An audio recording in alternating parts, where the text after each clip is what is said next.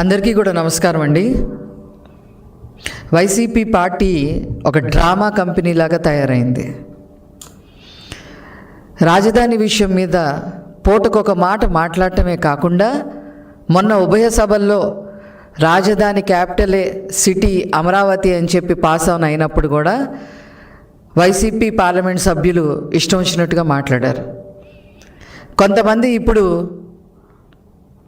అమరావతి పేరుతో ఒక దోపిడీ జరగబోతా ఉంది అని చెప్పి వైసీపీ నాయకులు, ముఖ్యంగా జగన్మోహన్ రెడ్డి గారు మాట్లాడుతూ ఉన్నారు.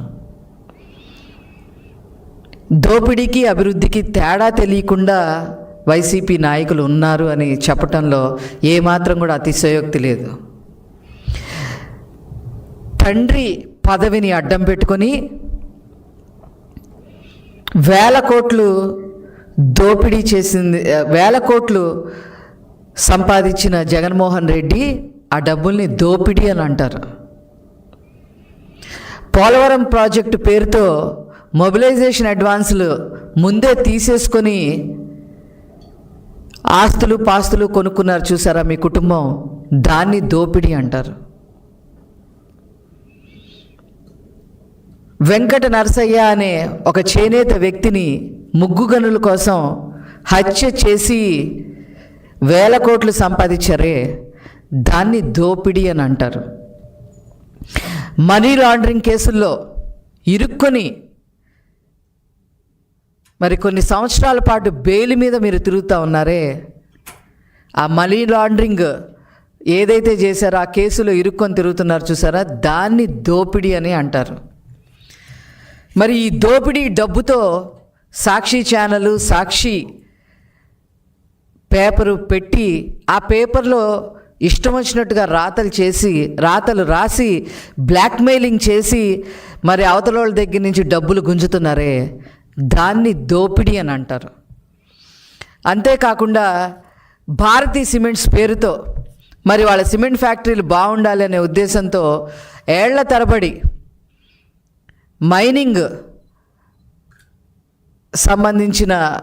మైనింగ్కి సంబంధించిన స్థలాలన్నీ కూడా తీసుకొని దోపిడీ చేస్తున్నారే, దాన్ని దోపిడీ అని అంటారు. ఆ మైనింగ్ సంబంధించినవి అన్నీ కూడా లీజుకి తీసుకొని మరి దోపిడీ చేశారు కదా, దాన్ని దోపిడీ అని అంటారు. అట్లాగే మద్యపాన నిషేధం పేరుతో మద్యాన్ని డిజిటల్ మార్కెటింగ్లో అమ్మకుండా ఈరోజు ఆనాడు క్యాష్ లావాదేవీలు చేసి నెలకి 100 కోట్లు పైన బ్లాక్ మనీ సంపాదించారే, దాన్ని దోపిడీ అని అంటారు. మరి ఉత్తరాంధ్రలో ముఖ్యంగా విశాఖపట్నంలో మరి మీరు ముఖ్యమంత్రిగా ఉన్నప్పుడు విశాఖపట్నంలో 22A కింద చుక్క భూముల కింద ఏయో చూపించి మరి 41,000 ఎకరాలు కొట్టేశారే, దాన్ని దోపిడీ అంటారు. అదేవిధంగా ఎర్రచందనం మరి అడవుల్లోకి వెళ్ళిపోయి పందికొక్కుల్లాగా ఎక్కడ ఎర్రచందనం చెట్టు ఉంటే అక్కడ నరికేసి స్మగ్లింగ్ చేసి డబ్బులు సంపాదించారే, దాన్ని దోపిడీ అని అంటారు. అలాగే ఇసుక మాఫియా, అదేవిధంగా పేద ప్రజలు పొట్ట కొట్టే విధంగా సెంటు పట్టా భూమి అనేది తీసుకొచ్చి మరి గవర్నమెంట్ సొమ్మునే మరి కొట్టేశారే, దాన్ని దోపిడీ అని అంటారు.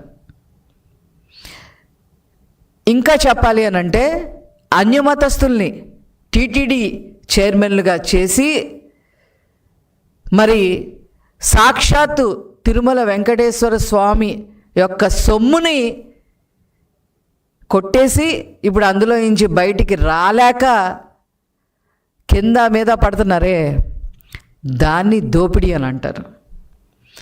అంతేగాని అమరావతిలో అభివృద్ధి జరుగుతుంది, యూనివర్సిటీలు వస్తున్నాయి, కేంద్రపాలిత సంస్థలు వస్తున్నాయి, ఒక స్పోర్ట్స్ సిటీ వస్తుంది, అదేవిధంగా క్వాంటమ్ వ్యాలీ వస్తుంది, గ్లోబల్ హబ్గా తయారు చేయటానికి ఐటీ గ్లోబల్ హబ్గా తయారు చేయడానికి ఐటీ పరిశ్రమలు వస్తున్నాయి. వేల మంది యువతకి ఉద్యోగాలు దొరికే రాజధానిగా అమరావతి తయారవుతుంది. వీటిని హర్షించాల్సింది పోయి మీ ఇష్టం వచ్చినట్టుగా మాట్లాడటం ఏంటి అనేది నిజంగా అర్థం కాని ప్రశ్న అని చెప్పి ఈ సందర్భంగా తెలియజేస్తా ఉన్నా. దేశమంతా జాలిపడతా ఉంది. 10 ఏళ్లుగా ఆంధ్రప్రదేశ్కి రాజధాని అనేది లేదా అని. అది పార్లమెంట్ సాక్షిగా ఉట్టిపడింది. ఆయా రాష్ట్రాల పార్లమెంట్ సభ్యులు కూడా మాట్లాడటం జరిగింది. నీకు జాలి లేదు కదా, దాన్ని ఎట్లా నరుకుదామా అని చెప్పి చూస్తావా?